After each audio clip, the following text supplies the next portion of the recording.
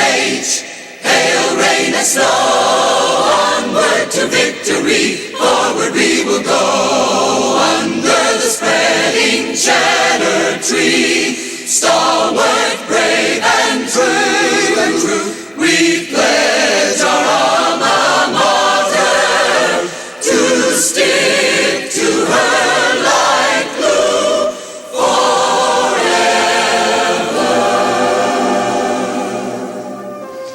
That was the theme song written especially for the music hall way back in 1942. You see, before the 7-inch screen or even the 7-foot screen, before color or black and white, before kinescopes and videotape and lots of reruns. First, there was radio, just radio, the entertainment center of every home. Most people who listened to it never saw the insides of a radio station or studio, but this will give you an idea of what it was like. A microphone, stools to sit on if you felt like relaxing while you worked, a stand for the script that nobody thought any of us used. We joked about having writers, but thank God no one believed us. And like the heavens above, we had stars galore, and we had laughs. That was one of the most famous ones we had. The great Gildersleeve, created by a wonderful actor named Hal Perry. Hal and Gildy were on for Kraft in the late 40s, and the ratings were fantastic. In fact, the ratings were consistently better than its leading competitor, Eleanor Roosevelt's own talk show, My Day, which aired at the same time. When Hal Perry finally met Mrs. Roosevelt, she said, "I already know you, Mr. Perry. You're the one the president listens to while I'm on the air." Well, hello, Bob. Hi, Gildy. Hey, we're really glad you could be with us on this occasion. Occasion? What occasion? Well, the Kraft 75th anniversary special. You remember they sponsored you until you went off in 1950? Went off? Who are you trying to kid? Look, Gildy, I hate to be the bearer of sad news. Oh, I used to listen to your show. You always were. I think you're putting me on. But I'll go along with a bad joke. You always did. Wait a minute, Hal. You don't actually believe you're still on radio, do you? Well, now that you bring it up, it's true I haven't heard from my sponsor for quite a while, and not too many people have been writing in for tickets. Mm-hmm. And I keep doing the same script week after week, and nobody complains. And I thought I had the idea first. Listen, I was just showing the folks around the studio, trying to give them an idea of what radio was like. And thanks for helping me show them what it was great about a guy named Gildersleeve. Thank you, Bob.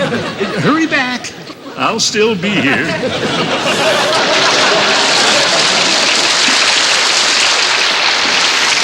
In the wintertime, the old groaner was holding down the music hall, and during the summer months, he went fishing and turned the chores over to a fella he had a lot in common with, his last name. Bob Crosby filled in just beautifully. That's another thing that radio discovered, long before television. Nepotism. Hey, Bob. Hi. Hi, Bob.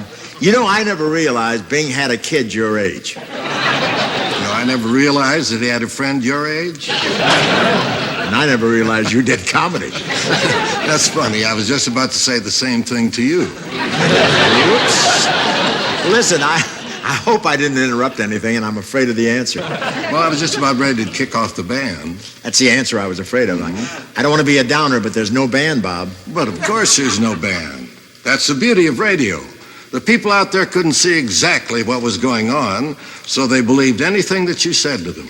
Or just like politics, huh? Exactly. You started hosting the music hall in 1942, but you made your name as a band leader long before that.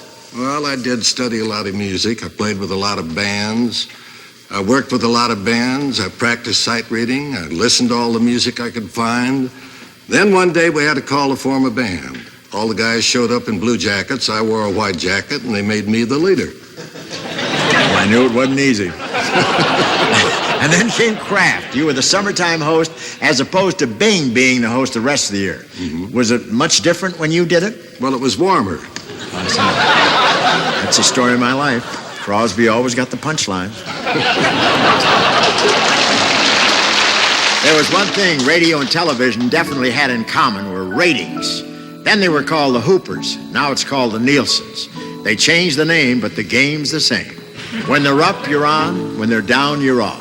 Fortunately, I've always found a way to get around the rating system. I work cheap and I cry a lot. The highest rated radio shows of all time were President Roosevelt's fireside chats. But the highest rated personalities on radio at the time were Edgar Bergen and his little wooden friend Charlie McCarthy. And I kept hiring real people on my show. Now you know who the dummy really was. Well, thank you, Bob, for those kind words. Well, you did reach the top. Yes, he did, by standing on my shoulders.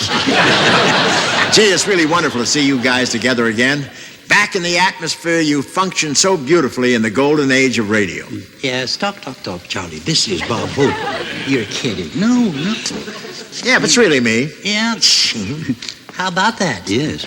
Who is he? No, Bob Hope. Yes, he used to have the radio studio next to ours. Oh, that studio, yeah. We used to call it the quiet place. The quiet, yeah. Remember? Yeah. You know, he's still funny. Some kinds of furniture never go out of style. I get it. Yeah. You know, young people today, they show no gratitude. You pick up a nobody off the street and make him a big success, and what do you get in return? Nothing. Yeah. You never even thanked me. Yeah, well, you see what I mean? I tell you, Bob, I've taken a lot from that boy. And you've kept every penny. Yeah. Yeah, and you know, I'd be smart to do a single like you do. I think that's the way to handle it. You know, get rid of the partner. Right, Bob? Well, it depends on which one has the talent. Yeah, right on, boy. Yeah, right on. Where would you be without me? Well, where would you be without me? Yeah, let me Now we're breaking up, fellas. It's not nice to argue in front of the host, Yeah. especially if he doesn't have any jokes for himself. Listen, I want to thank you guys for helping us celebrate this evening. You know, this was our little tribute to radio, and you two were certainly a great tribute to the medium. Thank you, Bob. Thank you. Nice fellow, isn't he? Yes.